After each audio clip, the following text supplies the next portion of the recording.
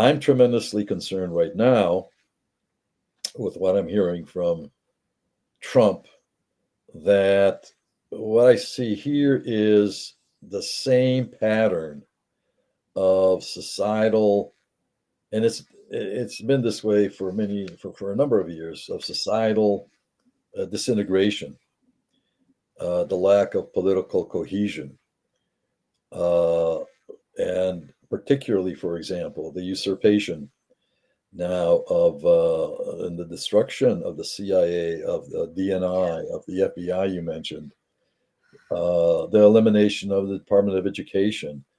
All of these things are steps undertaken previously by Moscow, not only after World War II in ruling what we call the East European countries, but indeed the inner core of what is a land-based empire, the so-called Russian Federation. Russia itself, if Russia went back to historical territories, you would have a territorial radius of about maybe 200 miles around Moscow. That's it. That is Russia. Everything else are foreign nations. And before kinetic activity starts against them, you got to soften them up. I see that happening here. Uh, and I am tremendously concerned, and in large measure, because most of our electorate does not understand what the hell's going on. It's another, what they've heard, and this is where the Biden administration made a massive, massive mistake. All that we heard was, well, we have to stand by democracy, freedom, the domino effect. Well, we've heard that over and over again, from Vietnam and everything else.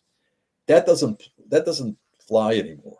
It's not convincing. It's not informative for the populace.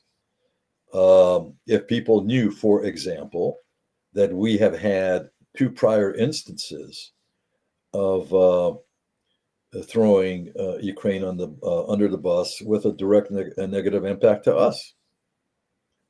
After World War I, when the Russian Empire fell apart, and Ukraine declared independence, and as did other nations, and Russia reinvaded Ukraine, we walked away. We had signed agreements to provide blankets, not even arms, just blankets and medication and the like from surplus stock in Europe. We walked away from it. And the last words of the Ukrainian delegation were, Russia is going to be an existential threat to you within 2 generations. And that's what happened. And of course, it was invaded. You had 10 years of resistance. And what happened? Well, Stalin, imposed a famine on Ukraine, broke the back of the resistance. Yeah. And it was countless. I mean,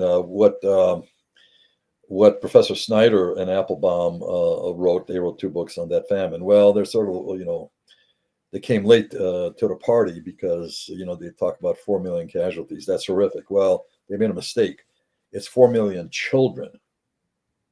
When you count the adults that were starved to death in the course of a year, you have about 9.5 million in Ukraine and about another 1.25 million of Ukrainians that were starved to death in settlements and regions within Russia proper itself. Those areas were blockaded, and the food was removed, and people just starved. Yeah. As Stalin said, no people, no problem. Right, and all messaging around that corrupted by the New York Times, quite frankly. Walter Duranty, yes. There is, and I'll mention this as well because it goes into the fix. In April of 2003, I think it was the April 11th edition of the 2003 of the New York Times, there was an op-ed piece by Eason Jordan, who was the CEO of CNN. And it was a mea culpa, where he admitted that CNN had an agreement with Saddam Hussein not to report any negative news about his regime in exchange for quote-unquote exclusive access.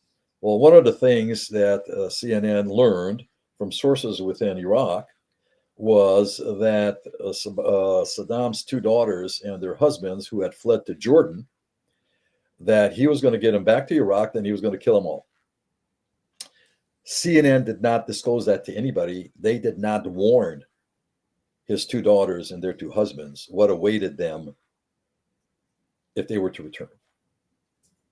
The precedent to that, and ironically, this was in the New York Times, The precedent to that was an agreement by the New York Times with Stalin not Yeah, to report any negative news. that's right. Walter Duranty was the premier reporter in the world, perhaps at the time. He was the New York Times correspondent in Moscow. And he was one of the persons who was centrally responsible for quashing the Story of the news of Holodomor. the famine. And we knew about it. The Brits had an embassy in Ukraine already. We did not, but we knew we had legations in the Baltic countries, and we knew fully what was going on. And that news was quashed because we were extending diplomatic recognition to the Soviet Union at that very time. And we did not want the government at the time in Washington, the administration, did not want the electorate to be put off with the news about what's happening in Ukraine.